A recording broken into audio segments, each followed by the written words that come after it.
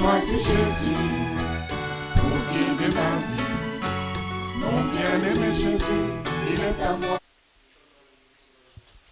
Gloire à Dieu, nous disons la bienvenue à chacun d'entre nous. Nous faisons cette émission en avance, en fonction des mesures gouvernementales qui nous autorisaient à circuler jusqu'à midi aujourd'hui. Et nous sommes là le matin, nous faisons cette émission. Mais nous avons pris la précaution quand même de prendre des questions à l'avance concernant cette émission Mardi Info consacrée au coronavirus et à la fin des temps. Voilà. Et toutefois, on pourra toujours en poser des questions et après que vous ayez suivi l'émission à l'heure habituelle, on tâchera d'y répondre à ces questions plus tard. Voilà, donc le coronavirus, c'est le sujet du moment. Et bien sûr, pourquoi nous lions à la fin des temps, puisque le Seigneur l'a dit dans Luc chapitre 21, le Seigneur a dit ceci, Luc chapitre 21, à partir du verset 7. Ils lui demandèrent, « Maître, quand donc cela arrivera-t-il et à quel signe connaîtra-t-on que ces choses vont arriver ?» Jésus répondit, « Prenez garde que vous ne soyez séduits. » Donc là, on lui pose la question à Jésus, « Comment saura-t-on que c'est la fin du monde ?» Et Jésus répondit, « Prenez garde que vous ne soyez séduits, car plusieurs viendront sous mon nom, disant, « C'est moi », et le temps approche, ne les suivez pas. Quand vous entendrez parler de guerre et de soulèvement, ne soyez pas effrayés, car il faut que ces choses arrivent premièrement, mais ce ne sera pas si tôt la fin. Alors il leur dit, une nation s'élèvera contre une nation et un royaume contre un royaume. Il y aura de grands tremblements de terre et en divers lieux des pestes et des famines. Il y aura des phénomènes terribles et de grands signes dans le ciel. Voilà ce que nous disent les Écritures. Il y aura des pestes en divers lieux. Les pestes, donc c'est le nom générique de toutes les grandes maladies, les maladies qui prennent beaucoup de personnes, donc ce qu'on peut appeler aujourd'hui épidémie ou encore pandémie, donc quelque chose, une épidémie qui touche une grande partie du monde, de la terre. Voilà, donc nous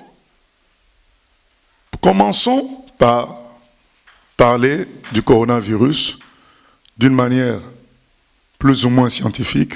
Ensuite, on reviendra sur les Écritures. Ce qu'on en sait, c'est que c'est un virus qui serait... On est dans le conditionnel, parce que ce qu'on dit, c'est l'information que nous, on a pu lire d'une manière officielle, mais il y a des informations parallèles. Alors nous présentons l'information officielle, c'est que, voilà, dans un marché à bestiaux, dans un marché à fruits en même temps, de choses de la nature en Chine, il y a eu interaction entre l'homme et l'animal a communiqué à l'homme ce virus. Donc ce virus a muté pour pouvoir agir dans l'homme. Et bon, curieusement, je dirais curieusement, parce que on n'a pas entendu que les animaux meurent en grande quantité de ça, mais chez l'homme, ça fait l'effet que ça peut produire aujourd'hui. Alors, ça a commencé en Chine, donc dans la région de Wuhan, et ça s'est répandu aujourd'hui dans le monde entier. Et donc la Chine, à elle seule, a le plus nombre de touchés par rapport au monde entier, au reste du monde, et la Chine, à elle seule, a le nombre le plus grand de morts à ce jour. Mais l'information est que depuis qu'ils se sont ressaisis, ils ont commencé à travailler, l'épidémie est la courbe est en train de s'inverser en Chine et c'est le monde qui est en train de rattraper la Chine petit à petit. Et quand vous voyez par exemple l'évolution selon les graphiques, on se rend compte que voilà, des pays comme l'Allemagne ou bien l'Italie qui étaient loin derrière, la Corée, voilà, ont fini par dépasser l'Allemagne n'a pas dépassé la Corée, mais l'Italie a de loin dépassé la Corée. Et voilà, l'épidémie c'était avant Chine-Corée, mais aujourd'hui c'est l'Europe qui devient le centre d'attention. Voilà. Curieusement, l'endroit où on aurait pu penser que voilà, la chose sera mieux contenue, mais non, voilà. Comme quoi, seul Dieu est grand, l'arrogance humaine ne sert à rien. Et qu'est-ce qu'on peut retenir de ce virus? Premièrement, c'est le taux de létalité. Ça veut dire le pourcentage des gens qui peuvent en mourir. On nous dit c'est 3%. Et quand 3%, ça veut dire quoi? 3%, ça veut dire que si 100 personnes sont touchées, il y a probabilité que 3 personnes en meurent. Et pour certains, ça peut paraître peu, mais en réalité, c'est vraiment beaucoup. Hein, parce que quand il y a 100 000 personnes qui sont touchées, ça voudrait dire que 3 000 peuvent mourir. Et 3 000 dans 100 000, c'est beaucoup. Quand il y a 1 million de personnes, ça veut dire que 30 000 pourraient en mourir. Donc ça fait beaucoup. Pour 1 million, 30 000, ça fait beaucoup. Alors que la grippe saisonnière, même si elle tue, mais n'a pas ce taux de létalité. Et le taux de létalité de la grippe saisonnière, il paraît que c'est voilà, entre 0,2 et 0,5%. Certains même disent 0,1%. Donc c'est vraiment petit et, par rapport à cette grippe. Donc déjà, il y a ce problème-là. Et deuxième point qui avait été évoqué il y a 2 semaines environ, il y a 3 semaines, c'était que ça touchait beaucoup plus les personnes d'un certain âge. Donc à partir de 65 ans, les gens subissaient davantage de dommages dus à cette grippe. Et aujourd'hui, il semble que ce n'est pas que ces gens-là. On commence à en trouver des gens de moins de 60 ans qui sont pris en main en réanimation aux urgences à cause de cette grippe. Mais même jusqu'aujourd'hui, c'est quand même les gens de plus de 65 ans qui sont les plus touchés. Quel autre point qu'on peut retenir, qu'on peut savoir de ce virus, c'est le taux de contagion. Donc le taux de contagion, c'est-à-dire qu'une personne peut en contaminer combien? Et ce taux de contagion semble supérieur également au taux de contagion du virus de grippe normale, la grippe saisonnière. Ça, c'est aussi quelque chose qui inquiète. C'est donc un des points importants à savoir. Donc c'est un virus qui, quand tu l'as, tu peux le partager à beaucoup de personnes, plus que la grippe, quand on a la grippe saisonnière. Pourquoi? C'est le prochain point, donc c'est le 4e point. Pourquoi? Donc, et qu'est-ce qui fait vraiment la force de ce virus?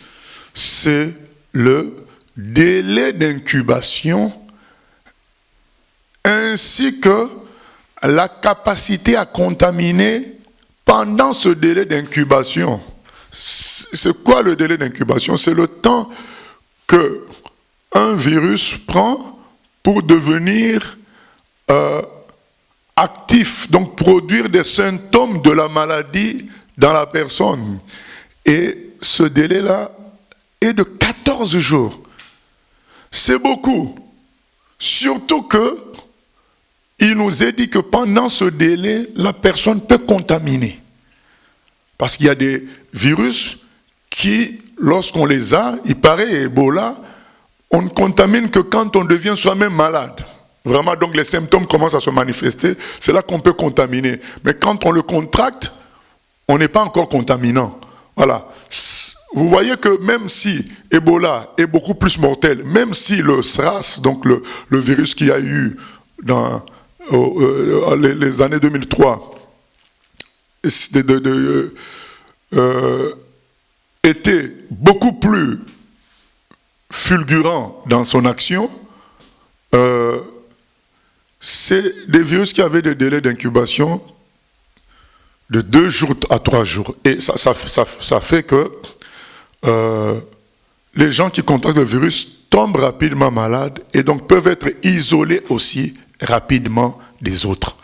Alors que dans le cas de celui-ci, et je pense que c'est ça qui fait sa force, c'est qu'on peut l'avoir sans forcément produire des symptômes.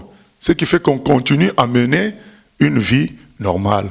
Et c'est ça qui explique, entre autres, les mesures de confinement décidées par la plupart des nations. Quand je dis bien la plupart, parce qu'il y a des nations qui n'ont pas pris ces mesures-là. Donc la plupart des nations sont frappées par le délai d'incubation de ce virus. On se dit, moins les gens sont en contact, plus on va éviter la contamination. Puisque comme on ne sait pas qui a ça d'emblée, donc autant éviter les contacts pendant un certain nombre de jours, de sorte que ceux qui ont le virus aient le temps de le développer, de devenir malades ou pas, et d'en finir avec ça. Parce que s'ils ne deviennent pas malades, au moins leur organisme a vaincu le virus, donc ils sont guéris.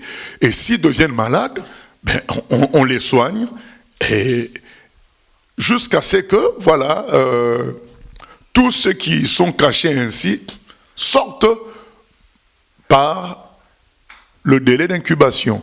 Donc c'est ça vraiment qui fait la force de ces virus, ce n'est pas son taux de létalité. Et puisque le taux de létalité, même s'il est quand même supérieur de loin au taux de létalité du virus de grippe saisonnière, mais en réalité, comme disent certains spécialistes, comme nous ne comptons pas les gens qui échappent aux mailles du filet, des mailles du filet, parce qu'il y a des gens qui ne se manifestent pas à l'hôpital ni chez un médecin pour dire qu'ils ont le coronavirus. Mais ils l'ont. Et ils en finissent avec ça par leur propre immunité.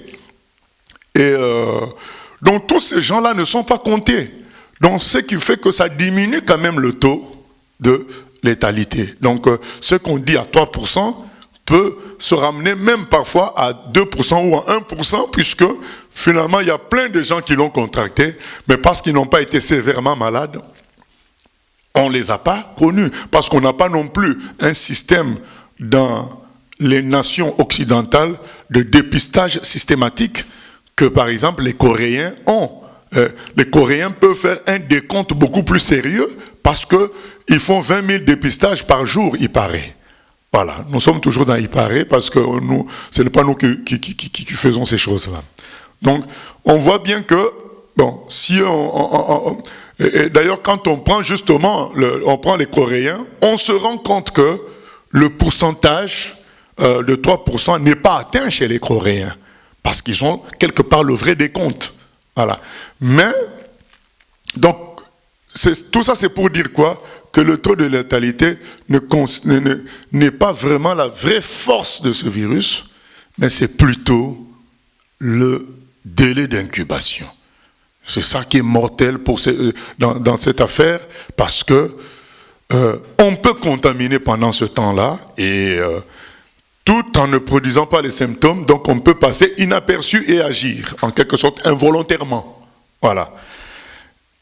Et du coup, à cause de ça, les nations ont pris des mesures de confinement Parce que ne sachant pas comment gérer ce problème de délai d'incubation. J'en profite pour déjà dire certaines choses, que ceci est révélateur, hein, entre tous ces histoires de confinement, ceci est révélateur aussi du manque de moyens qu'on peut avoir aujourd'hui pour faire le dépistage systématique qui aurait pu désigner rapidement les gens qui ont ça et puis gérer la chose autrement. Donc à cause de, il faut avouer, du manque de moyens, on préfère faire le confinement qui peut éviter le fait que ce virus se répande et touche beaucoup de personnes. Mais il faut savoir que toutes les nations ne raisonnent pas de la même manière et n'emploient pas les mêmes méthodes. Donc il y a des nations qui sont plus sévères dans le confinement et il y a d'autres qui sont très efficaces dans les applications téléphoniques pour pouvoir gérer tout ça. Par exemple, en Israël, il y a une application qui renseigne tout le monde en Israël sur la localisation des nouveaux cas. Donc ça permet d'éviter quand même certains dangers. C'est pas mal. Voilà. Mais comme on le dit encore, ce virus ne se déclare pas lui-même. Donc il faut que quelqu'un le déclare. Et donc les gens qui l'ont sans déclarer agiront toujours involontairement. Voilà. Mais ça aide quand même. Ça aide.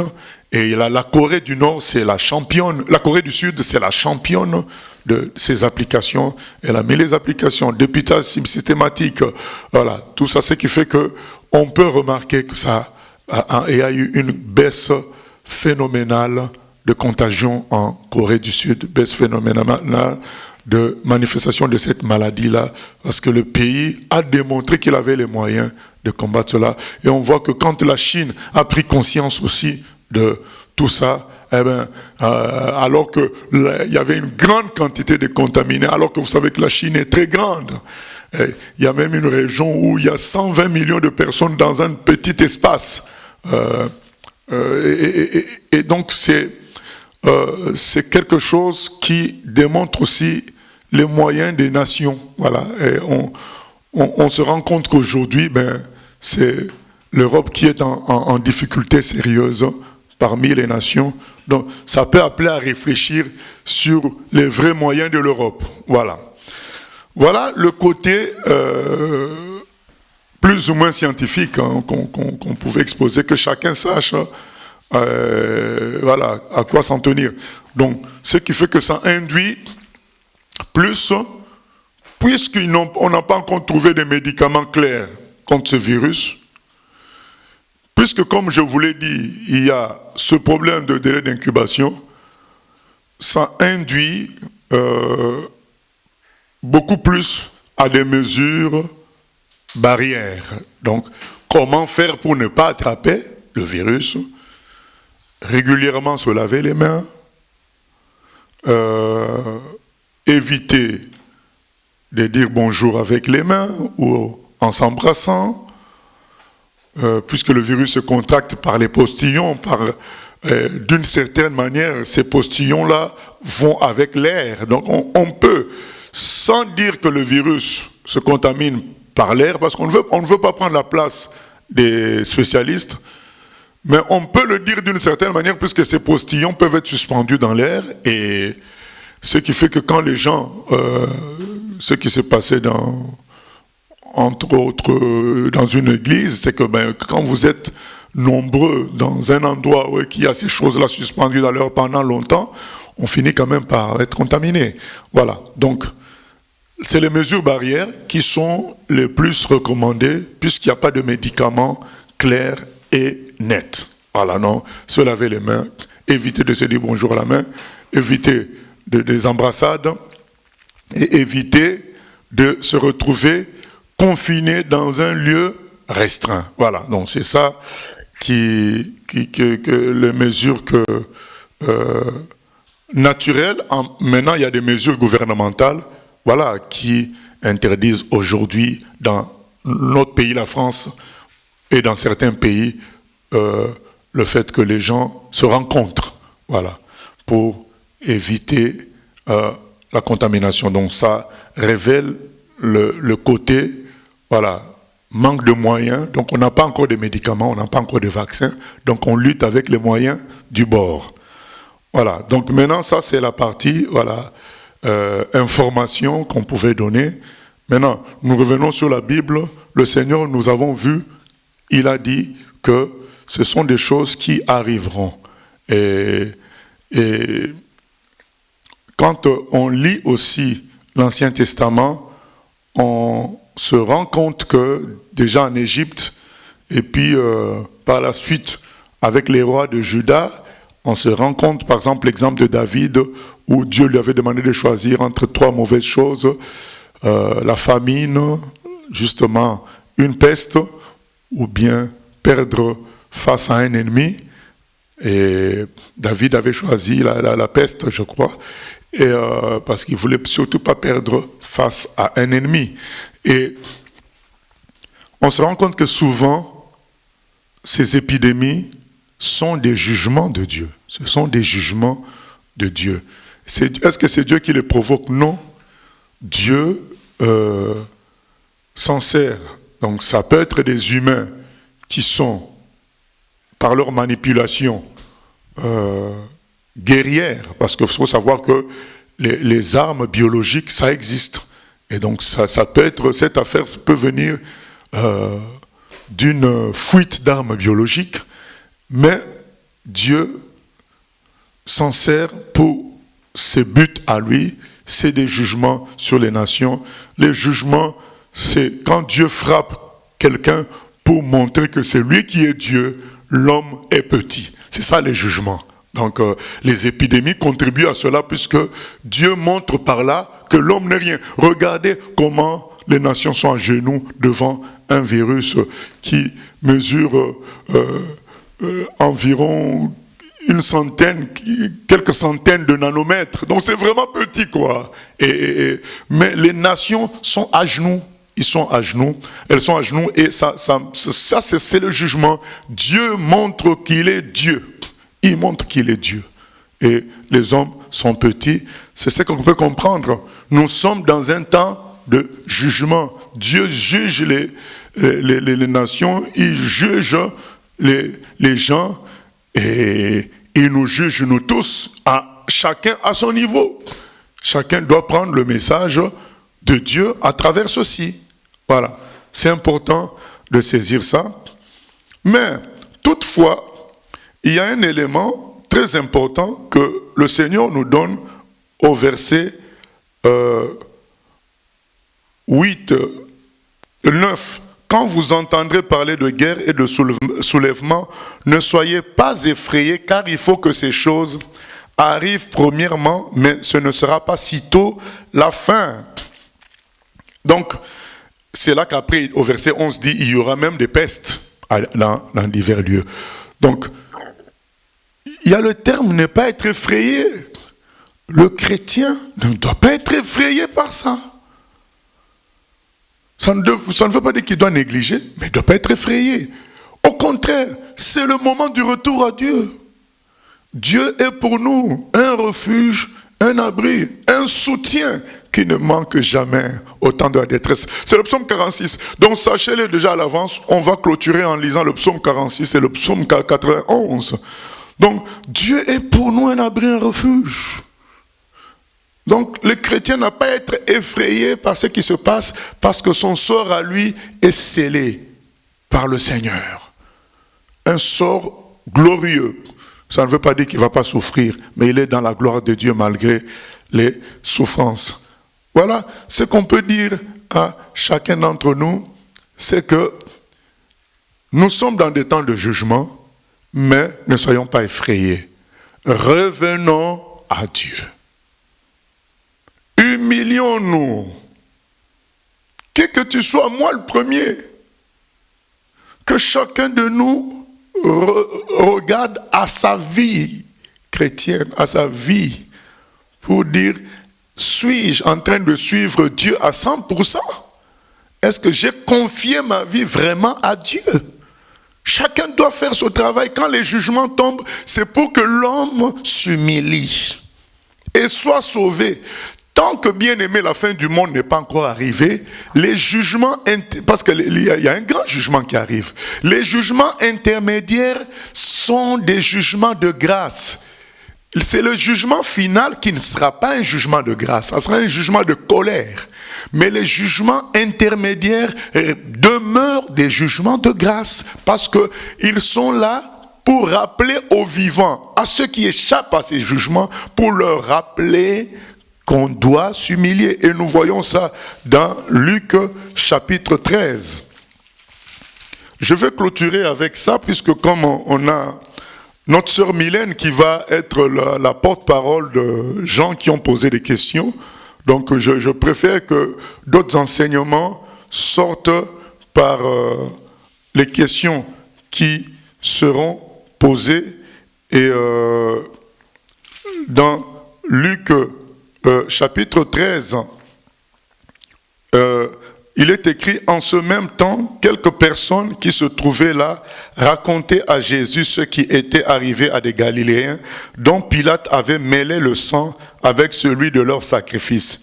Il leur répondit: croyez-vous que ces Galiléens fussent de plus grands pécheurs que tous les autres Galiléens parce qu'ils ont souffert de la sorte? Non, je vous le dis. Mais si vous ne vous repentez pas, vous périrez tous également. Ou bien ces 18 personnes sur qui est tombée la tour de Siloé et qu'elle a tué, croyez-vous qu'elles fussent plus coupables que tous les autres habitants de Jérusalem? Non, je vous le dis. Mais si vous ne vous repentez, vous périrez tous également. Alors, bien-aimés, quand les jugements tombent, on ne doit pas dire: ah ben tiens, l'autre, celui-là, il a été imprudent. Ah ben tiens, les Italiens, ils sont mauvais, c'est pourquoi tout ça leur arrive. Non, on doit se regarder à soi-même. L'affaire de Dieu avec les Italiens concerne les Italiens. Toi, tu dois regarder à toi-même. Est-ce que je suis en ordre avec le Seigneur? Est-ce que j'ai confié ma vie? Parce que quand on dit en ordre, on a souvent tendance à voir: est-ce que je n'ai pas volé? Est-ce que je n'ai pas fait ceci? On n'est pas sauvé par les œuvres. Est-ce que j'ai confié ma vie à 100% au Seigneur? Est-ce que c'est le Seigneur qui a pris ma vie en charge? C'est ça la grande question. Parce que quand il prend ta vie en charge, il te nettoie par son sang, il fait de toi un enfant de Dieu et il te dirige à 100% de sorte que ton pied ne chancellera jamais. Même si ça peut arriver à de vrais chrétiens de subir des persécutions au point d'en mourir, mais c'est toujours dans la volonté de Dieu, rien n'échappe à Dieu puisque leur vie est prise en charge. C'est ça la question, est-ce que ta vie est prise en charge? C'est ça l'enseignement que moi je voudrais apporter, que chacun regarde à lui pour se dire: est-ce que j'ai confié vraiment ma vie au Seigneur? C'est ce que Jésus nous dit dans Luc 13. Nous faisons un grand effort pour que tous nos enseignements viennent directement des Écritures. Jésus a regardé à lui pour dire, Jésus plutôt nous a demandé de regarder à nous-mêmes pour dire: arrêtez de philosopher, de pavoiser sur ce qui est arrivé aux autres. Regardez à vous-même. Bien-aimés, voilà l'enseignement. Sur le coronavirus, c'est un jugement. Les jugements sont là. Oui, on sait que ça peut être des inventions du nouvel ordre mondial. On sait que ça peut être une arme biologique. D'accord, mais sur le plan divin, spirituel, ça demeure un jugement. Et certains diront: mais oui, mais ça favorise le nouvel ordre mondial. Mais oui, mais tout ça, ça fait partie du jugement du Seigneur. Quand le Seigneur va laisser le nouvel ordre mondial grandir, c'est pour qu'à la fin, il juge. Voilà, ça fait partie. Nous prenons ce qui est à notre niveau. C'est un jugement sur les nations, un jugement sur les humains.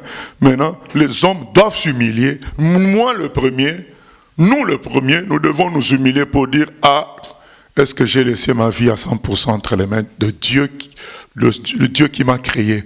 Ma vie ne m'appartient pas. Finalement, je me rends compte qu'elle appartient à Dieu. J'ai beau être en France, vous savez, il y a des gens, comme nous voyons à la télé régulièrement, des gens qui veulent émigrer en France ou en Italie, en prenant les bateaux. Donc, certains bateaux coulent même. Et ces gens-là se croyaient, on se croirait en sécurité en France ou en Italie. Aujourd'hui, c'est l'insécurité qui règne. C'est un jugement de Dieu qui montre que Dieu seul est Dieu. Voilà. Et il faut en tirer les leçons d'une manière personnelle. Voilà ce que le Seigneur veut qu'on comprenne. Tirer les leçons d'une manière personnelle. C'est important. Ne tombons pas dans la spéculation, dans le journalisme. Soyons spirituels dans ces moments difficiles. Soyons spirituels. Revenons à la spiritualité. Voilà, nous avons dit ce que nous devions dire. Nous préférons laisser la place aux questions d'abord en ce qui concerne le coronavirus. Et si on a du temps, on parlera de la fin des temps. Voilà. Que le Seigneur nous conduise dans la réponse des questions. Donc la sœur Mylène va poser les questions, va répercuter les questions qui avaient été posées par les bien-aimés qui avaient reçu l'annonce par téléphone. Donc on écoute la sœur Mylène. Oui, pasteur. Une des premières questions, y a-t-il une limite entre la sagesse et la foi par rapport à cette pathologie? Exemple, ne pas sortir par respect des règles et donc ne pas pratiquer acte 242, communion fraternelle. Nos frères persécutés dans le monde ont aussi interdiction de se regrouper, mais ils le font. Alors pourquoi nous ne nous rassemblons pas? N'est-ce pas là comme un test de Satan pour voir comment étouffer les chrétiens? Voilà. Donc, il y a une limite entre... Est-ce qu'il y a une limite entre la sagesse et la foi, ainsi de suite? Non. Dans les choses de Dieu, il n'y a aucune opposition entre deux choses qui sont du Seigneur. La sagesse du Seigneur, dans la sagesse du Seigneur, il y a la foi et il y a l'inspiration en même temps de sa volonté. Et ce que je peux dire par rapport à ce qui est posé comme question, nos frères qui sont persécutés dans le monde entier subissent à peu près ce confinement que nous avons d'une autre manière, dans le sens où c'est eux qui sont visés. Donc on leur dit directement que vous n'avez pas à vous réunir parce que nous ne sommes pas d'accord avec Jésus. Nous ne sommes pas d'accord avec votre foi. Donc ce n'est pas la même chose qu'aujourd'hui où la raison est une raison de santé. Et ce qui peut faire que ça peut être compris par les païens comme un mauvais témoignage de la part des chrétiens d'être la source de contamination des autres. Les chrétiens sont censés être une lumière, un flambeau, une bénédiction pour les autres. Et le Seigneur ne nous a pas demandé d'être la source de malheur. Je dis bien de malheur physiologique, physique des autres.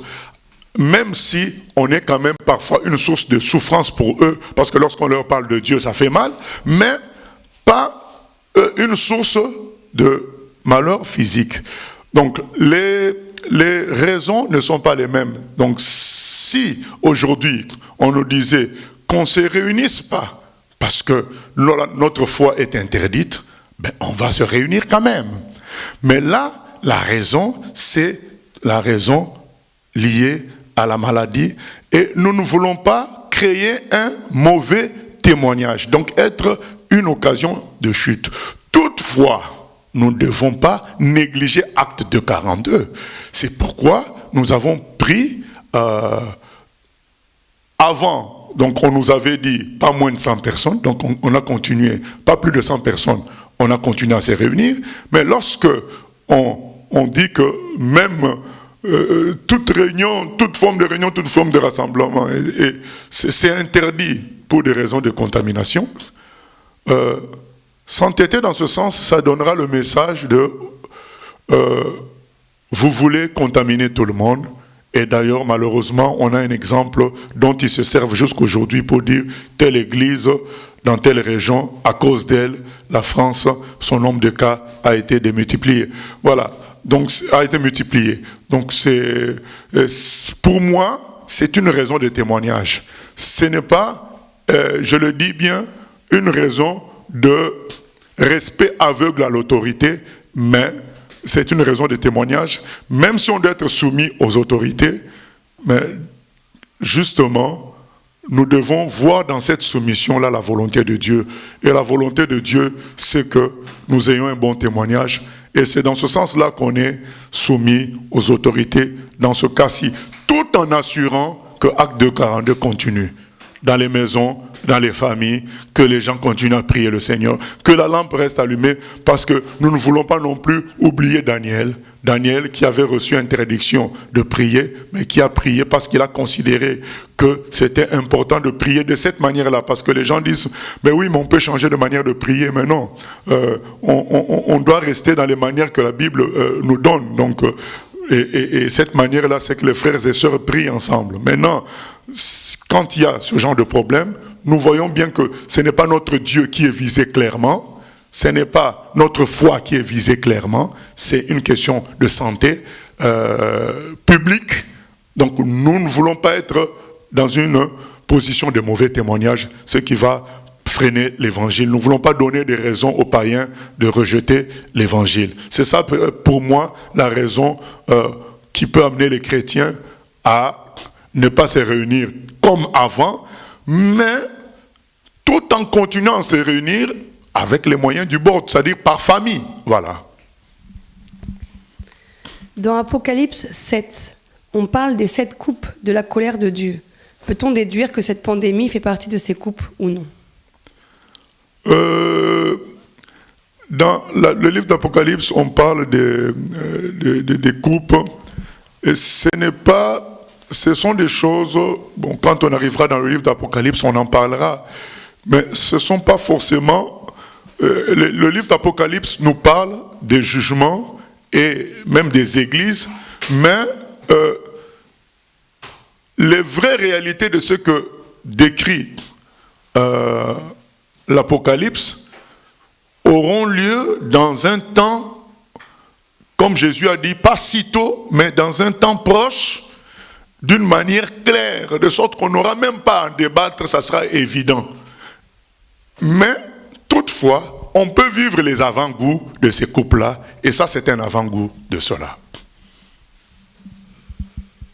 Face aux recommandations de l'État, où commence la foi pour nous chrétiens? Exemple, tant que ce n'était pas une interdiction claire, mais juste une recommandation, aurait-ce été un manque de foi d'arrêter de faire la bise? Dans la parole de Dieu, c'est dit que si quand on se rencontre, on fait un saint baiser. Et ce sont des questions que chacun doit décider personnellement. Donc, moi, je ne peux pas parler à la place des uns et des autres. Je dis que je ne peux pas dire que celui qui a refusé de faire la bise manque de foi, mais je dirais aussi, je ne dirais pas que celui qui fait la bise c'est un champion, parce que de la foi, parce que nous voyons des païens aussi faire la bise. Voilà. Donc, je dirais que chacun regarde qu'est-ce qui est en train de tuer sa foi. Si ne pas faire la bise, on doit être honnête avec nous-mêmes. En réalité, ça tue ta foi. Quand on dit ça tue ta foi, la mort peut venir d'une manière lente. Si faire la bise est en train de grignoter ta foi, eh bien, tu devrais faire. Ce qui est important dans tout ce que nous faisons pour Dieu, c'est garder notre foi.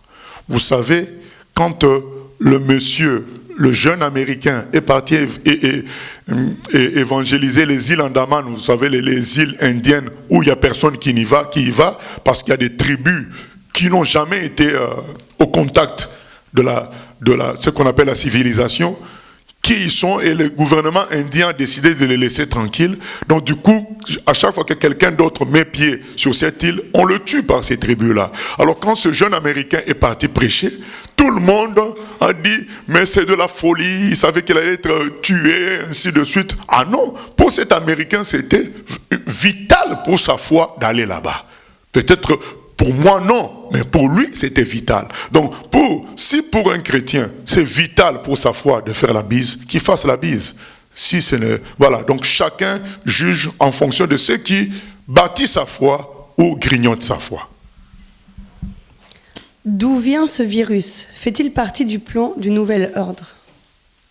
Voilà, d'où vient ce virus? Officiellement, vous me l'avez entendu dire que ça viendrait d'un pangolin. Bon, j'ai entendu des Africains rigoler pour dire, mais nous, on mange les pangolins depuis longtemps en Afrique, même je crois même en Guyane, voilà, dans ces régions, au Brésil aussi, on n'a jamais eu ce problème.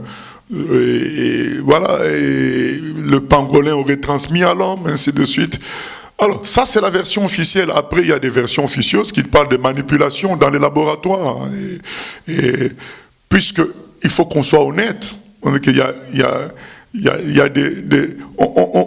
se poser des questions pour voir, mais quel est ce virus qui touche que les personnes âgées au moment où on a des problèmes dans le monde entier, je ne parle pas que de la France, dans le monde entier, on a le problème de longévité de vie qui impose qu'on paye des retraites longtemps à des gens qui ne travaillent pas. Et ça crée des soucis. Ça crée des soucis dans l'économie. Et voilà, les gens se posent la question, un virus qui touche qui est mortel beaucoup plus pour les gens âgés. Ça peut poser des questions, surtout qu'on connaît la réalité de ce qu'on appelle en anglais ethnic bioweapons, donc c'est des armes biologiques ethniques qui sont préparées en labo pour pouvoir atteindre une population ethnique. Et sachant que la plus grande population ethnique qui existe au monde, c'est les Chinois. Vous le savez, les Chinois ne peuvent pas se mêler au milieu des autres. On les reconnaîtra toujours. Ils sont pareils. C'est une seule ethnie à peu près. Donc c'est la nation qu'on peut vraiment toucher par ces armes-là, biologiques, ethniques.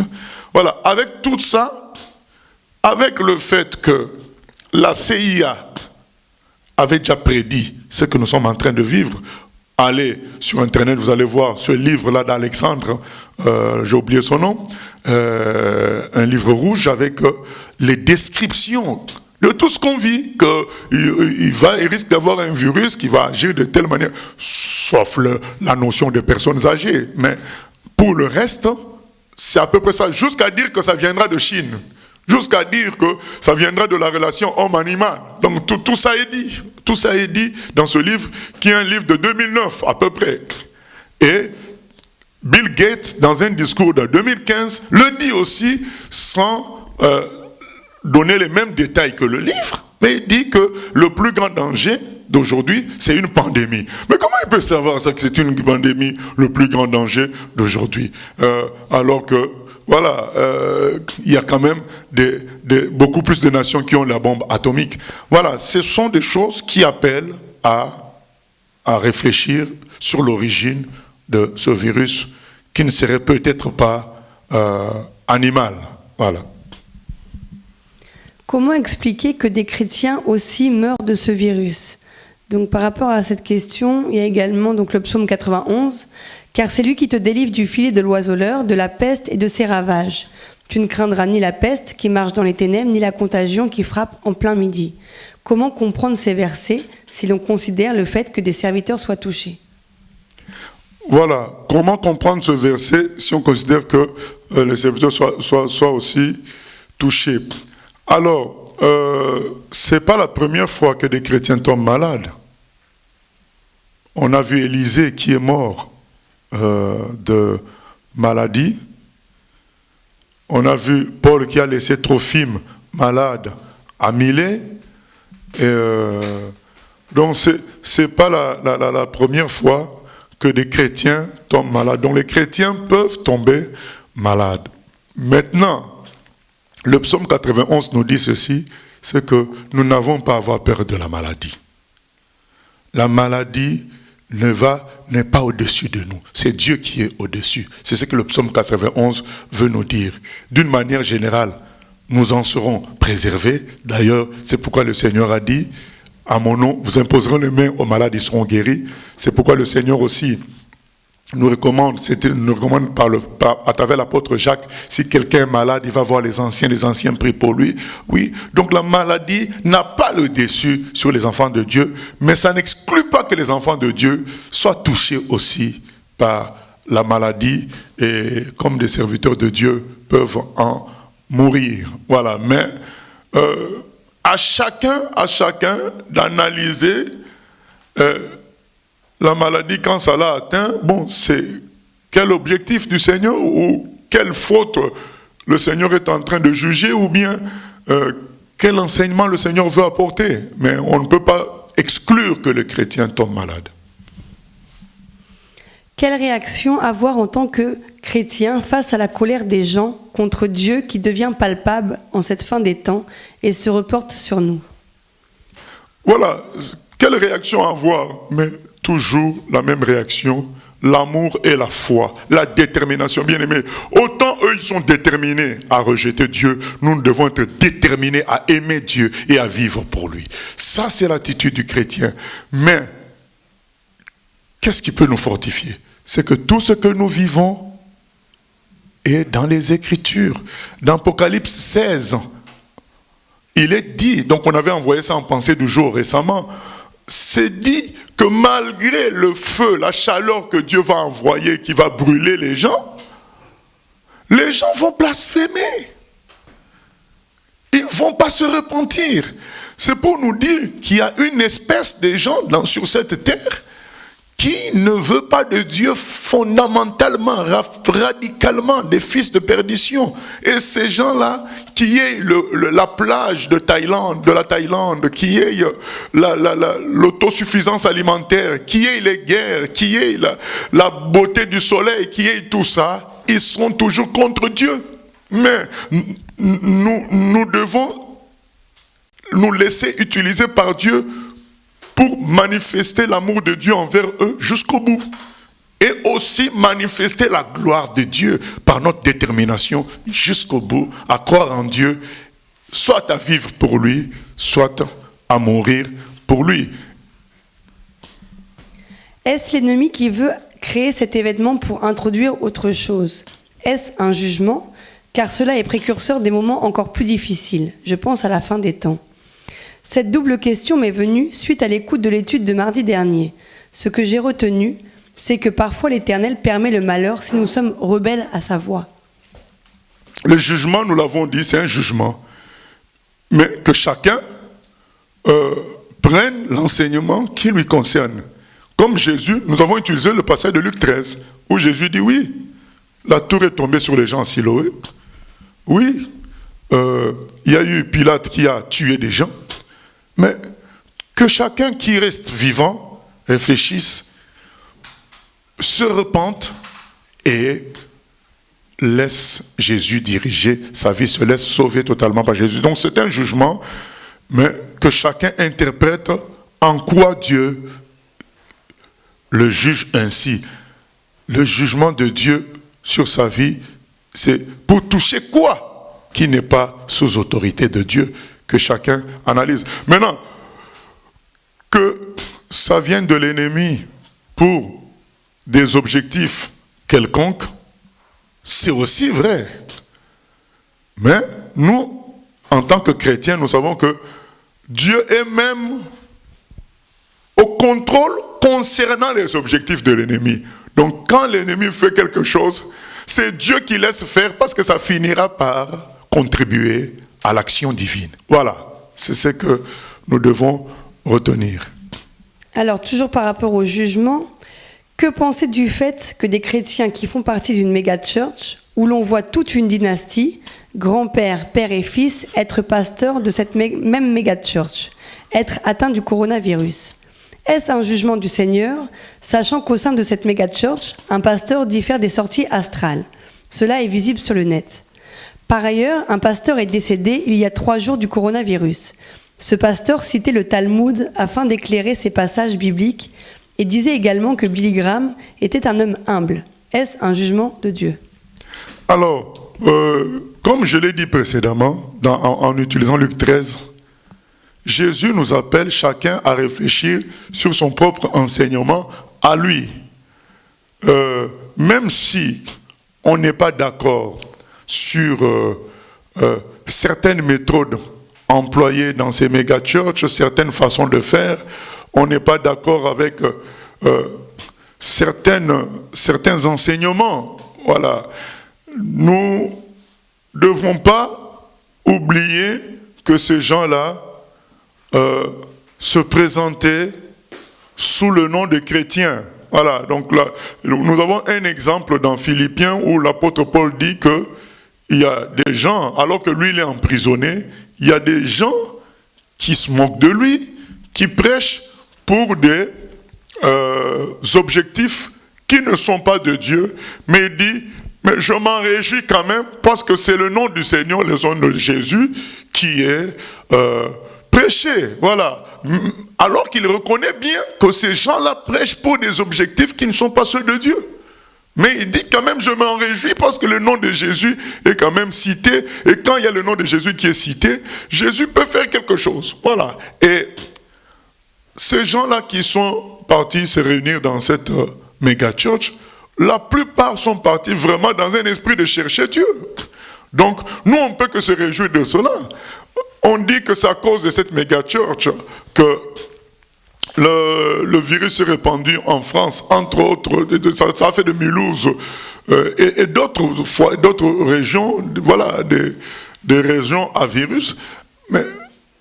Mais il faut savoir aussi que ces gens, beaucoup de ces gens ont témoigné devant le journaliste pour parler de Jésus quand on leur posait des questions sur cette maladie-là.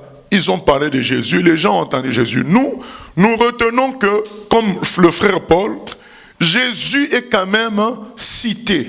Maintenant, le jugement de Dieu par rapport à tout ce que la question donne, que ces gens-là saisissent le jugement de Dieu pour eux. Mais nous, on ne va pas, parler du jugement de Dieu pour les autres. Surtout que, bien-aimés, ne négligeons pas le fait que des gens sont en souffrance.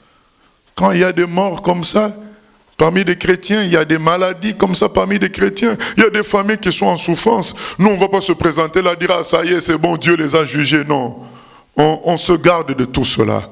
Nous disons comme Paul, dans ces églises-là, donc, même si on n'est pas d'accord sur certaines choses, c'est Jésus qui est présenté d'une manière ou d'une autre. Nous préférons que ces gens-là tirent les leçons eux-mêmes de ce que Dieu veut leur dire. Nous prions pour eux, pour que ceux qui sont vivants soient guéris et qu'ils reviennent, s'il y a des erreurs, qu'ils reviennent de ces erreurs pour servir Dieu dans la vérité. Voilà, c'est que la position que nous adoptons afin que le nom de Dieu Jésus soit glorifié. Vous savez, si les païens critiquent des gens qui se disent chrétiens, aujourd'hui, même si on peut être d'accord sur certaines de leurs critiques, sachez qu'après eux, c'est nous qui les attaquerons. N'oublions pas ça. Ne croyons pas comme Mardochée avait dit à Esther, tu seras sauvé toi tout seul. Non. Si on attaque Christ à travers un mauvais chrétien, entre guillemets, on attaquera Christ aussi à travers un vrai chrétien. Donc ce n'est pas nous qui allons prêter main forte aux païens pour attaquer ceux qui se présentent comme enfants de Dieu avec leurs défauts. Voilà. Est-ce qu'il est possible que l'Italie soit particulièrement touchée à cause de la présence du Vatican, du pape catholique? Bien sûr. Oui, mais il y a des gens qui vont dire, ah mais là tu dis bien sûr. je dis bien sûr parce que je ne suis pas en train de parler d'une souffrance qui est une maladie que le pape a contractée ou bien que le Vatican est en train de subir. Donc je ne suis pas en train d'épiloguer sur les souffrances des autres, mais sur une vérité, voilà, donc que nous savons que le catholicisme est le plus grand instrument du nouvel ordre mondial, c'est une réalité, voilà. Effectivement, l'Italie, qui est sous la coupe du Vatican, peut passer par cela pour se réveiller et choisir le véritable Dieu. Oui, oui. Ok, donc il n'y a plus de questions Internet. Moi, j'avais quelques questions. Qu'est-ce que tu penses Est-ce que tu trouves qu'ils n'exagèrent pas un petit peu avec toutes ces mesures qui sont prises? Est-ce que ce n'est pas pour semer quelque part un vent de panique? Alors, nous comprenons, bien aimés, que nous sommes en train de vivre une répétition de ce que le nouvel ordre mondial voudrait, que quand on édicte de mesures, que le peuple soit à genoux, soit aux ordres. C'est ça qui, Apocalypse chapitre 13, nous prévient de cela, qu'il y aura une image de la bête et on demandera à tout le monde de se prosterner, d'adorer l'image de la bête. Nous sommes en train de vivre des préparations, mais ça ne date pas d'aujourd'hui, ces préparations. Ça date depuis les grippes précédentes.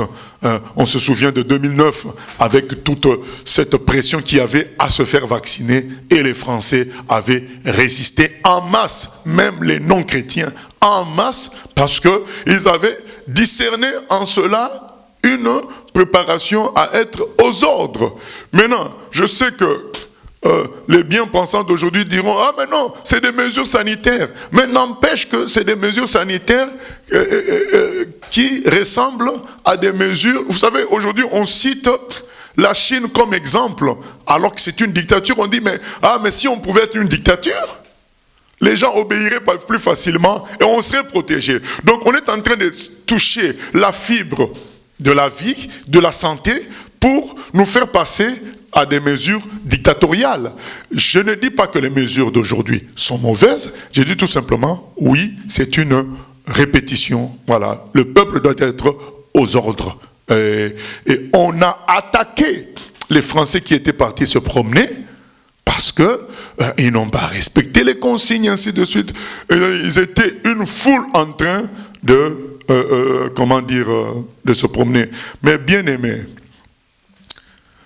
si on leur avait donné les masques, ils auraient leurs masques aussi. On dit, ils n'avaient pas le droit, mais vous êtes dans un marché, tu vas faire comment pour te mettre à 1 mètre dans un marché?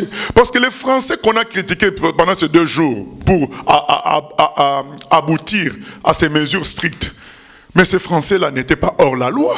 Et ils ont respecté le fait de ne pas aller faire des rassemblements de plus de 100 personnes. Ils ont respecté les lois qui étaient sorties. On n'avait pas interdit de se promener avec 2 ou 3 personnes. C'était pas interdit d'aller dans les places publiques, c'était pas interdit. Donc ils ont respecté. Donc les gens s'attendaient à ce que ils soient tellement aux ordres qu'ils aillent plus loin que les ordres. Mais bien aimés, c'est simple. Si vous les condamnez, vous aurez dû penser aussi à leur donner des masques. Maintenant, quand tu vas acheter des masques en pharmacie, est-ce que tu vas les trouver? Il n'y en a pas. Même les soignants en manquent. Est-ce que vous pouvez être...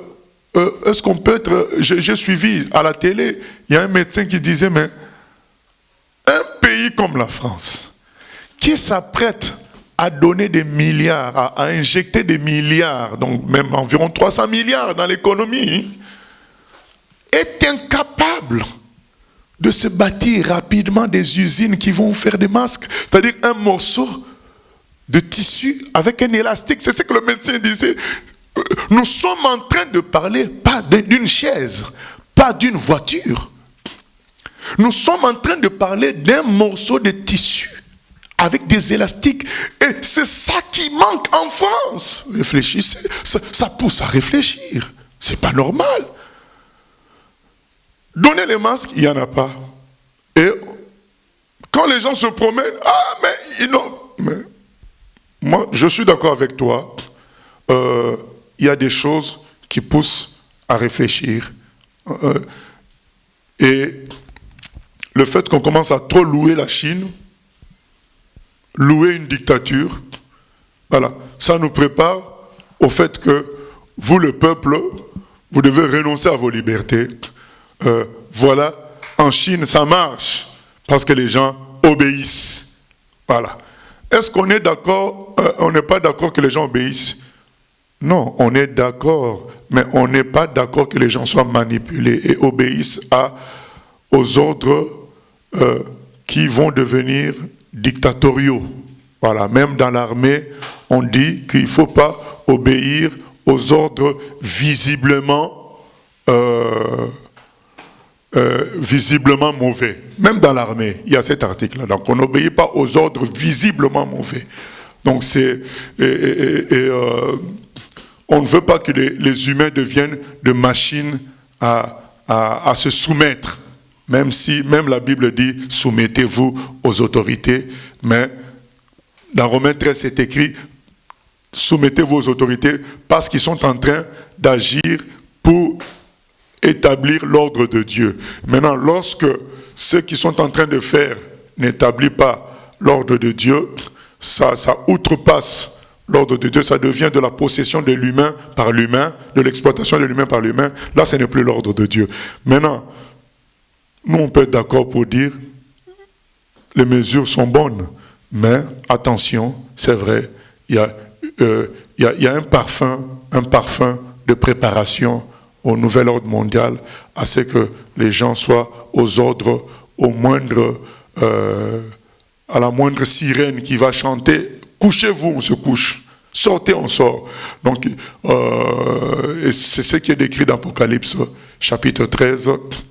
Nous, la Bible dit, nous qui voyons ça, soyons réveillés, ne nous endormons pas, concentrons-nous sur le Seigneur. Voilà. Donc nous en profitons aussi pour parler de la fin des temps. Donc nous revenons sur le passage de Luc 21. Luc 21.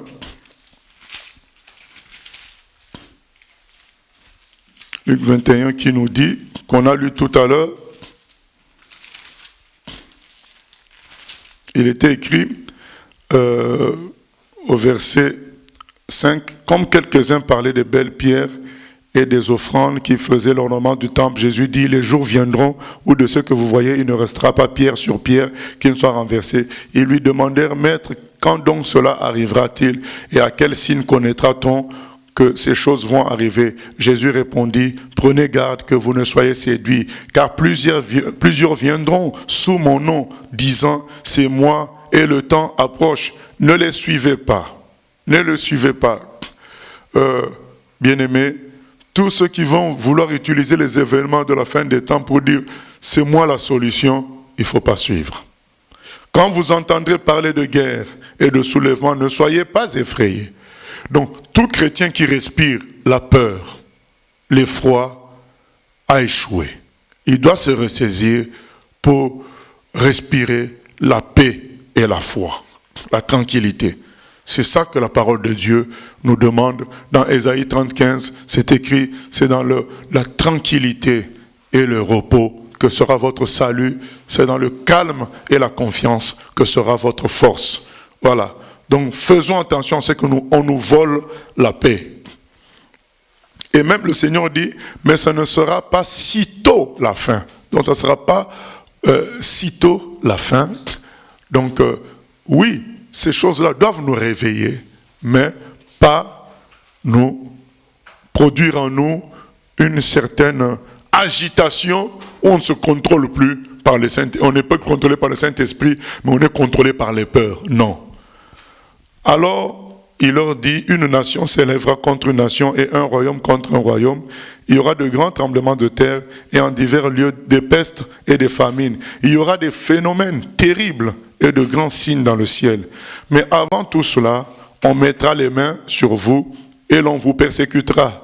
On vous livrera aux synagogues, on vous jettera en prison, on vous mènera devant les rois et devant les gouverneurs à cause de mon nom. Cela vous arrivera pour que vous serviez de témoignage. Voilà, donc la Bible est claire là-dessus. C'est que la fin des temps, c'est aussi la persécution. Beaucoup de gens négligent ce côté-là. Ils veulent regarder que les guerres et les maladies. Non, il y a aussi le côté persécution. Donc il faut s'y préparer. Il faut s'y préparer. Il faut savoir qu'il y aura une contradiction entre la vérité et le mal qui va s'agrandir. Nous sommes en préparation. Là, on est en train d'égliser. Ah, mais c'est une église qui a répandu le virus. C'est une église qui a répandu le virus. Et quand tout cela va se calmer, après, quand on en finira avec la maladie, ben on finira par nous attaquer aussi. C'est pourquoi il ne faut pas verser rapidement dans cette litanie de discours, de paroles sur cette église qui aurait été la cause de la contamination. Il faut rappeler, bien aimé, que cette église-là n'a pas désobéi aux instructions du pays. Les mesures n'avaient pas été encore prises, donc il n'y a eu aucune faute dans ce sens-là. Donc il faut quand même se rappeler cela. Et quand les gens accusent, c'est comme s'ils ont fait exprès. Non, ils n'ont pas fait exprès. Donc ils ont subi, comme tous les humains, ce virus. Voilà. Donc sachez que on s'attaquera aussi à nous tous. Donc si on commence par une église aujourd'hui, en se servant du virus, ça finira par nous tous. Et donc on doit se préparer là-dessus. Et c'est écrit, vous serez haïs de tous. Hein. C'est écrit, je m'étais arrêté, c'est là pour que vous serviez de témoignage. Donc ça nous permet de parler du Seigneur malgré tout. Ça nous permet de parler du Seigneur. Mettez-vous donc dans l'esprit de ne pas préméditer votre défense, car je vous donnerai une bouche et une sagesse à laquelle tous vos adversaires ne pourront résister ou contredire. Vous serez livrés même par vos parents, par vos frères, par vos proches et par vos amis, et ils feront mourir plusieurs d'entre vous. Vous serez haïs de tous à cause de mon nom. C'est écrit, bien-aimé. La foi produira la haine auprès de ceux qui ne l'ont pas. Ils trouveront les chrétiens, ils les traiteront des gens anormaux. Je me souviens quand le virus avait commencé en Chine, les chrétiens continuaient à évangéliser avec leurs masques. Quand même, ils évangélisaient jusqu'à ce qu'on bloque tout le monde. Mais ils évangélisaient avec leurs masques. Parce qu'ils devaient servir de témoignage dans ces temps difficiles. On m'a envoyé la vidéo d'un pasteur italien qui est en train de prêcher du haut de sa fenêtre. Il a sorti le haut-parleur et il a pris le micro, il a commencé à prêcher. Les gens sortaient par leur fenêtre pour entendre. Voilà, c'est ça, bien-aimés. Nous n'allons pas nous cacher comme Daniel a refusé de se cacher. Nous n'allons pas nous cacher. Nous comprenons que c'est comme ça on sera haïs de tous. Ce n'est pas en se cachant qu'on gagnera quoi que ce soit. Voilà. Il est vrai, bien aimé, que je ne sais pas comment ça s'appelle, les meubles de cuisine, les placards de cuisine, vous savez que les meubles là qu'on installe avec la cuisine, la gazinière en même temps, tout ça, ces meubles-là, ou les buffets qu'on retrouve au salon, ces meubles-là ne feront pas d'accident de voiture. Hein. Mais ils seront toujours là, mais ils vont jamais amener quelqu'un non plus à l'hôpital pour qu'il soit sauvé. Voilà. Oui, en se cachant, tu restes tranquille, mais tu ne produis rien du tout. Vaut mieux mourir sur le champ de bataille. Au moins tu as servi à quelque chose. Voilà. C'est écrit. Vous serez haïs de tous, mais il ne se perdra pas un cheveu de votre tête. Par votre persévérance, vous sauverez vos âmes. Amen. L'âme est plus chère que le corps. quand le Seigneur dit « il ne se perdra pas un cheveu de votre tête », ça ne veut pas dire que on ne sera pas persécuté, on ne nous frappera pas. Ça veut dire d'une manière spirituelle que nos vies sont entre les mains de Dieu. Dans un autre verset, c'est dit que nos cheveux sont même comptés. Donc quand un cheveu est tombé, c'est Dieu qui récupère ton cheveu. C'est ta vie, toute ta vie est entre les mains de Dieu. Voilà, nous devons croire en cela. Nous ne devons pas avoir peur. Des chrétiens aussi peuvent mourir parce qu'ils servent Dieu. Alors que certains vont préférer se cacher et dire « Ah mais le monsieur là qui est parti évangéliser dans les îles Andaman, il en est mort parce qu'il n'a pas été sage. Nous on est sages, mais vous êtes sages mais vous faites rien. Donc à quoi sert votre vie? La vie doit servir à produire la vie. Et c'est comme ça, comme c'est écrit, votre persévérance sauvera vos âmes. C'est-à-dire que quand tu produis la vie, tu prolonges ta vie en quelque sorte. Mais quand tu caches ta vie, c'est écrit, celui qui cherchera à sauver sa vie, la perdra. Et nous devons comprendre ces choses-là. La fin des temps ne doit pas nous décourager. On doit se rappeler les paroles du Seigneur et nous relancer et dire « Ah non, nous sommes, Seigneur, à ton écoute, ô Éternel. Tu attends quoi de nous ?» Bien-aimés, que l'on meure même, nous connaissons, moi j'ai été touché par un serviteur qui est mort de lèpre. C'est ma vraie première rencontre avec le Seigneur Jésus. C'est qu'un homme est allé prêcher la parole de Dieu dans les îles où on confinait justement, maintenant c'est le mot du moment, on confinait les lépreux. À l'époque, il n'y avait pas de médicaments. En fait, c'était la même époque. C'est la même époque que maintenant. C'était la même époque que maintenant. C'est-à-dire que par manque de médicaments, on confine. Et c'est ce qui se passait à l'époque. Il n'y avait pas de médicaments contre la lèpre. Alors dès qu'on t'attrapait avec la lèpre, c'était le confinement dans cette île-là. C'était le confinement. Et finalement, cet homme qui aimait Jésus, qui savait ce que Jésus avait fait pour lui, il s'est dit, mais Jésus a été crucifié pour moi à la croix. Bien aimé, quand Jésus-Christ nous a sauvés, il n'était pas comme un professeur d'histoire ou de mathématiques en train de donner des cours, et quand on reçoit le cours, on est sauvé. Non, il nous a sauvés par sa vie qui a été crucifiée. Cet homme a dit, moi aussi je vais donner ma vie pour les lépreux. Il est parti dans cette île alors que lui, il était en bonne santé. Il a laissé sa maman seule sur le continent. Et il a fini par attraper la lèpre et il a fini par en mourir. Alors qu'est-ce qu'on va dire de cela? Il fallait qu'il reste auprès de sa maman en train de conserver sa propre vie. Oh non, parce qu'aujourd'hui quand moi j'ai regardé le témoignage, ce jour-là que Jésus m'avait visité, aujourd'hui cet homme-là a produit la vie par son acte. Jésus m'a visité moi. C'est important, mais s'il était resté auprès de sa maman, Jésus m'aurait visité à travers lui? Non.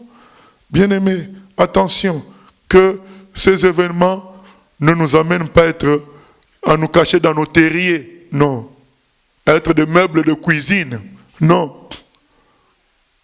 Nous devons être réveillés, attentifs à la volonté de Dieu pour nous. Et voilà ce que je voulais donc partager concernant la fin des temps. La fin des temps doit nous réveiller. Donc je vais lire 1 Thessaloniciens chapitre 5. 1 Thessaloniciens chapitre 5.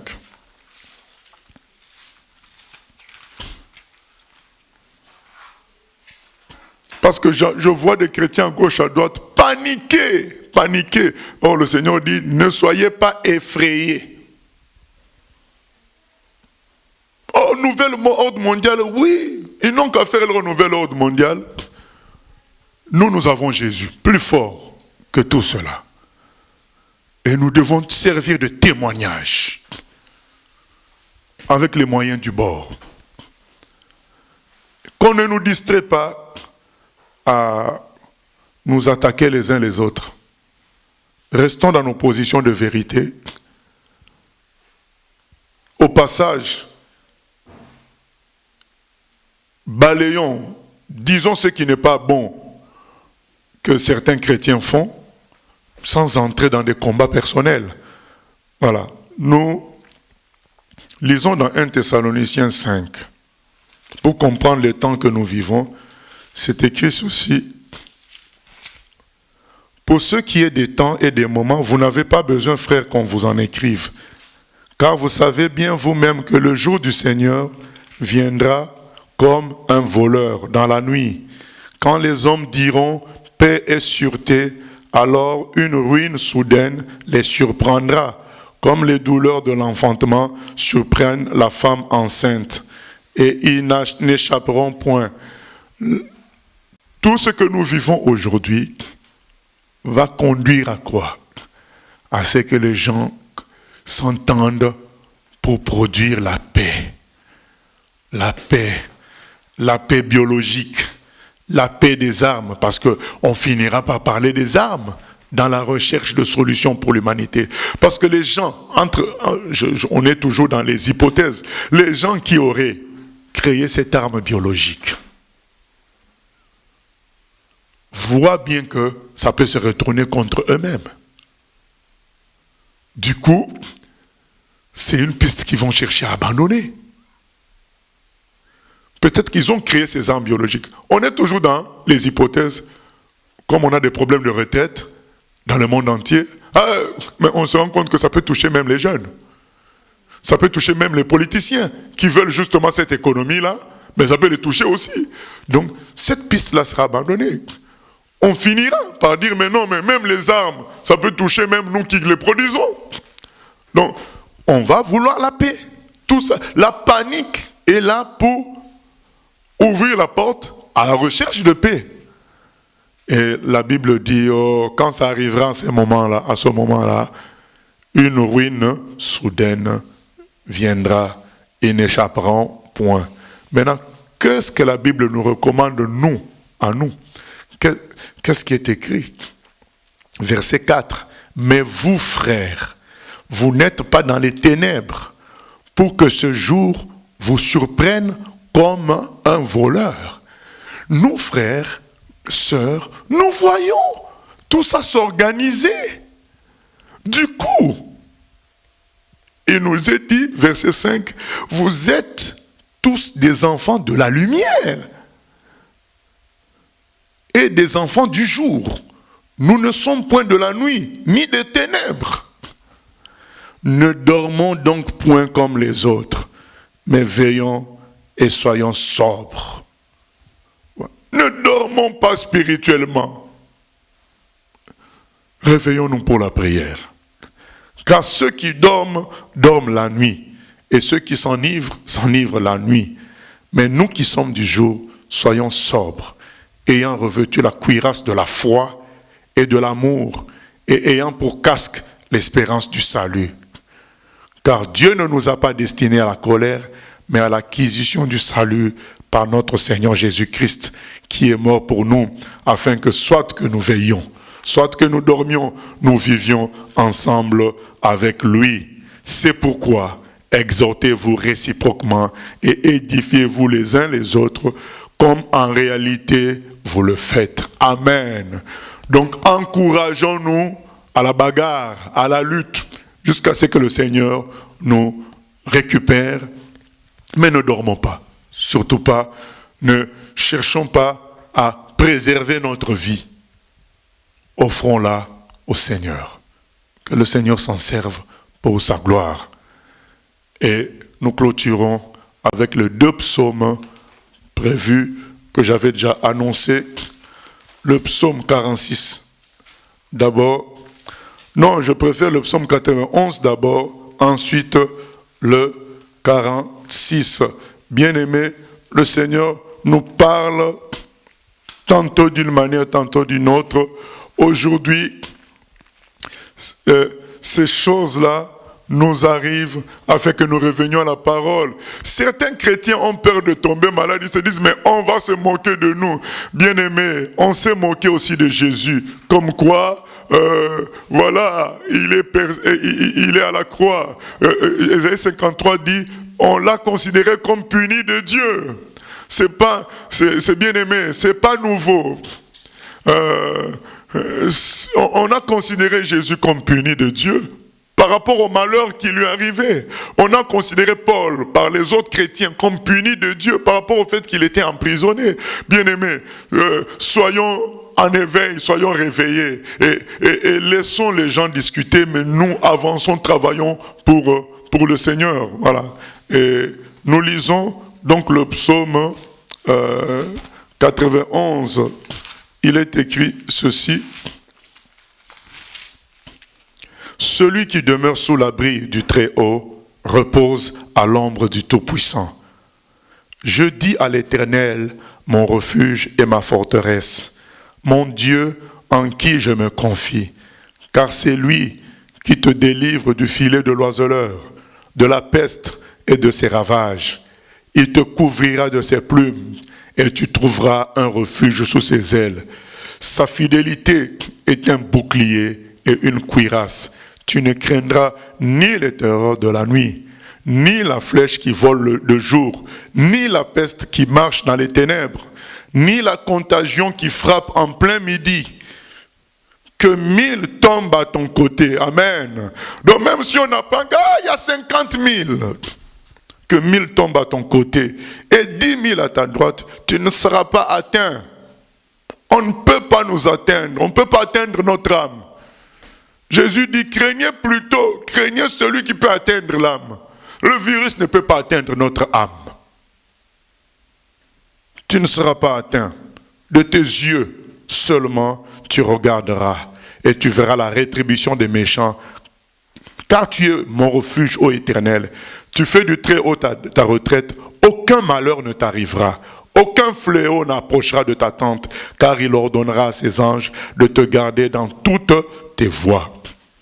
Ils te porteront sur les mains de peur que ton pied ne heurte contre une pierre. Tu marcheras sur le lion et sur l'aspic, tu frôleras le lionceau et le dragon.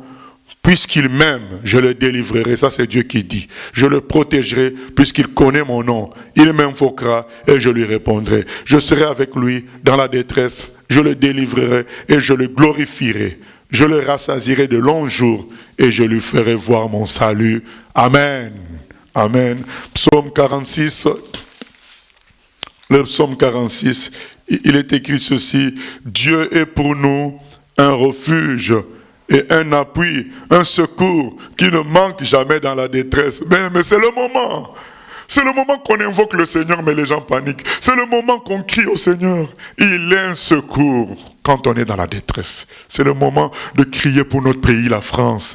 Dire Seigneur, nous voulons que la France chante. Peut-être on n'aimait plus beaucoup la France, mais c'est le moment d'aimer la France à travers les malheurs qui nous atteignent. Bien-aimés, comme la Bible dit, le Seigneur nous a donné la charge de prier pour la ville où il nous a placés, car notre bénédiction dépend du bonheur de cette ville-là. Donc, notre bénédiction en tant que chrétien dépend du bonheur de la France. On ne peut pas être là à dire, oh, mais que les païens soient touchés, c'est leur problème. Non. Nous, on va combattre le virus en faveur de des autres Français. Voilà. Nous sommes Français. Nous sommes dans ce pays et l'avenir des Français est entre nos mains. C'est écrit, Dieu a dit à Paul dans le bateau, je te confie les âmes qui sont dans ce bateau-là. Donc, c'est les âmes qui sont dans ce pays, c'est entre nos mains. Nous devons prier pour tuer le virus spirituellement, pour que la France soit épargnée. Nous verrons le changement. Donc, nous continuons. C'est écrit, un secours qui ne manque jamais dans la détresse. C'est pourquoi nous sommes sans crainte quand la terre est bouleversée. Voilà. Nous sommes sans crainte. C'est ça. Et que les montagnes chancellent au cœur des mers, quand les flots de la mer mugissent, écument, se soulèvent jusqu'à faire trembler les montagnes. Il est un fleuve dont les courants réjouissent la cité de Dieu. Le sanctuaire des demeures du Très-Haut. Dieu est au milieu d'elle. Elle n'est point ébranlée. Dieu la secourt dès l'aube du matin. C'est ça, nous sommes le sanctuaire de Dieu. Des nations s'agitent. Des royaumes s'ébranlent. Il fait entendre sa voix. La terre se fond d'épouvante. Les gens ont peur aujourd'hui. Même les politiciens. L'Éternel des armées est avec nous. Le Dieu de Jacob est pour nous une haute retraite. Entre guillemets, en Israël, il y a 0 mort actuellement. Voilà. Venez contempler les œuvres. Ça peut changer. Il ne faut pas qu'après on me rattrape. Ah oui, mais maintenant il y a 5. Non. Actuellement, il y a 0 alors que ça a commencé depuis un moment. Venez contempler les œuvres de l'Éternel. Les ravages qu'il a opérés sur la terre. C'est lui qui a fait cesser les combats jusqu'au bout de la terre. Il a brisé l'arc et il a rompu la lance. Il a consumé par le feu les chars de guerre. Arrêtez et sachez que je suis Dieu. Je domine sur les nations. Je domine sur la terre. L'Éternel des armées est avec nous. Le Dieu de Jacob est pour nous une haute retraite. Amen. Nous avons un chant dans la chorale qui dit « Dieu est pour nous un abri et un refuge, un soutien qui ne manque jamais. Les montagnes chancellent et la terre tremble, mais le peuple de l'Éternel est toujours dans la paix. » Que Dieu nous bénisse.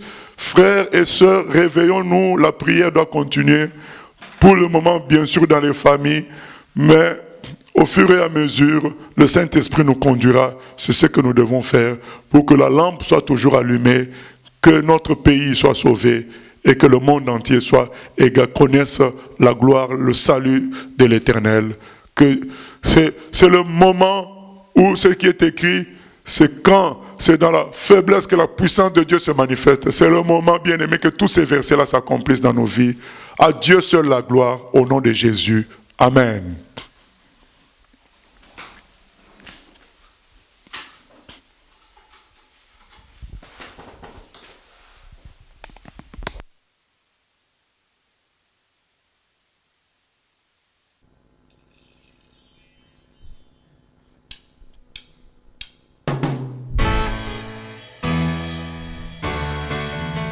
J'ai choisi Jésus pour guider ma vie.